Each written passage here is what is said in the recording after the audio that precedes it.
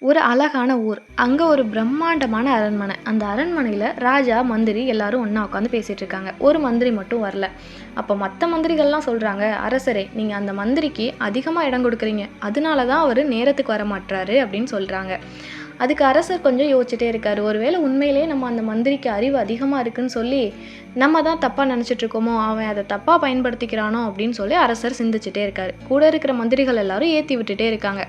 தாமதமா அந்த மந்திரி வராரு. அப்ப அரசர் முடிவு பண்றாரு, இன்னைக்கு இவனுக்கு ஏதாவது ஒரு வேலை குடுத்து, இவன வந்துட்டு அறிவில்லாதவன்றத நம்ம நிரூபிக்கணும் அப்படின்னு சொல்லி முடிவு பண்றாரு. அப்ப ரொம்ப நேரமா யோசிச்சு அவருக்கு ஒரு கேள்வி ஞாபகத்துக்கு வருது.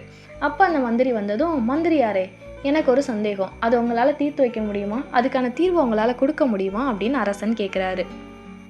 மந்திரி உடனே சொல்றாரு, "கண்டிப்பா பண்ணிரலாம் அரசே. என்ன வேலை?" அப்படின்னு சொல்லி கேட்டிருக்காரு. அதுக்கு அந்த அரசர், "இந்த வேலைய மட்டும் நீங்க சரியா பண்ணல அப்படின்னா, அதுக்கப்புறம் உங்களுக்கு இந்த பதவியே கிடையாதுன்னு" மிரட்டியிருக்காரு. மந்திரி கொஞ்சம் கூட பயம் இல்லாம, "கண்டிப்பா பண்ணிரலாம் அரசேன்னு" சொல்லியிருக்காரு. அரசர் கேட்ட கேள்வி என்ன தெரியுமா?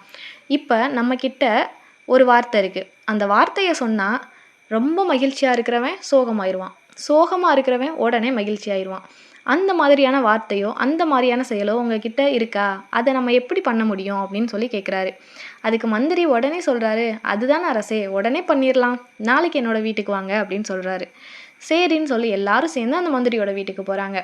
அப்ப போகும்போது அமைச்சர் என்ன பண்றாரு, ரொம்ப சந்தோஷமான ஒரு அமைச்சரையும், கூடவே ரொம்ப சோகத்துல இருக்கிற ஒரு ஏழையவும் கூட்டிட்டு போறாங்க.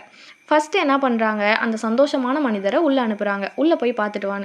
உள்ள சந்தோஷமா போன மனிதன் வெளிய வரும்போது கொஞ்சம் கவலையா, கொஞ்சம் சோகமா வந்திருக்காரு.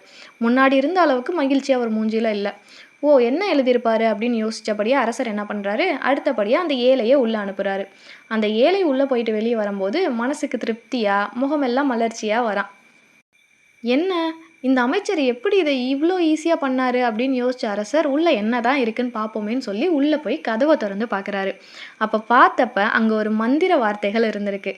அந்த வார்த்தைய பார்த்ததுமே அரசருக்கும் சிரிப்பு வந்துருச்சாம். "உண்மையிலேயே நீ புத்திசாலி தான்" அப்படின்னு சொல்லி அந்த மந்திரிய பாராட்டியிருக்காரு. அதுல என்ன வார்த்தை இருந்துச்சு தெரியுமா? "இதுவும் கடந்து போகும்" அப்படின்னு எழுதியிருந்துச்சாம். உண்மதான். இந்த உலகத்துல எவ்ளோ சந்தோஷமா இருந்தாலும் சரி, எவ்ளோ கவலையா இருந்தாலும் சரி, அதுவும் கடந்து தான் போகும்.